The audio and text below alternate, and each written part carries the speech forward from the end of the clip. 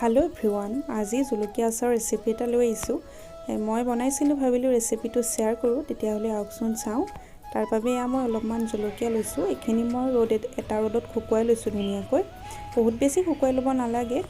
এতিয়া মছলাখিনি ৰেডি কৰিছো তাৰ বাবে ইয়াতে মই পাঁচফোৰণ দিছো 2-3 চামুচ মান লগতে অলপমান বগা সৰিহ দিছো এখিনি বহুত বেছিকৈ নাভাজো এখিনি অলপমান মই ধুনিয়াকৈ ভাজি লৈছো মানে 1 মিনিট মান ভাজিছো এতিয়া মই ধুনিয়াকৈ ভাজি ললো এতিয়া মই এটা মিক্সি বাটিত লৈ গুৰি কৰি ললো এতিয়া মই ইয়াতে মিঠাতেল দিছো মিঠাতেলখিনিও মই গৰম কৰি লৈছো দেখিছেনে এখিনি গৰম হৈ গৈছে গৰম কৰি মই ঠাণ্ডা কৰি লম মিঠাতেলখিনি এতিয়া জলকীয়াখিনি মই এটা সাইজত ধুনিয়াকৈ কাটি লৈছো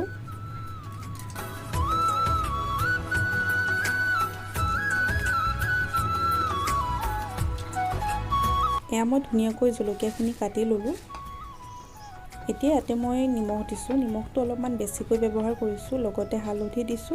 কালাৰটো কাৰণে কাশ্মীৰী ৰেড চিলি পাউডাৰ অকমান দিছো তাৰ পিছত মছলাখিনি মই আধা ব্যৱহাৰ কৰিছো আধা ৰাখি থলো এতিয়া গুটেইখিনি ভালকৈ মিলাই লৈছো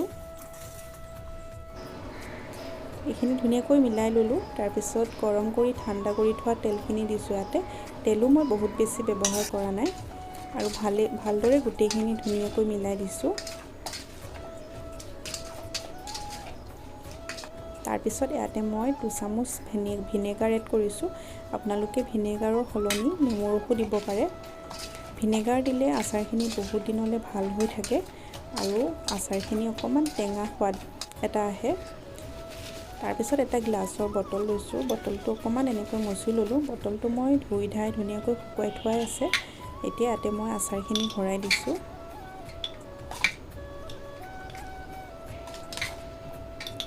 এয়া মই গুটেইখিনি আচাৰ ধুনিয়াকৈ ভৰাই ললো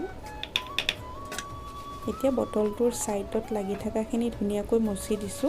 এনেকৈ মচি দিব লাগে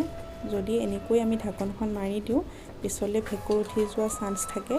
ধুনিয়াকৈ মচি ললো এয়া আমাৰ আচাৰ ৰেডি হৈ গল আপোনালোকেও এনেকৈ বনাবচোন খাবলৈ বহুত বেছি ভাল হয় যদি ভিডিওটো চাই ভাল পাইছে তেতিয়াহলে প্লিজ লাইক এটা কৰি দিব আৰু যদি আপুনি মোৰ চেনেলটোত নতুন হয় তেনেহলে মোৰ চেনেলটো সাবস্ক্ৰাইব কৰি ল'ব তেতিয়া মোৰ আহিবলগীয়া ভিডিওসমূহ আপোনালোকে পাই থাকিব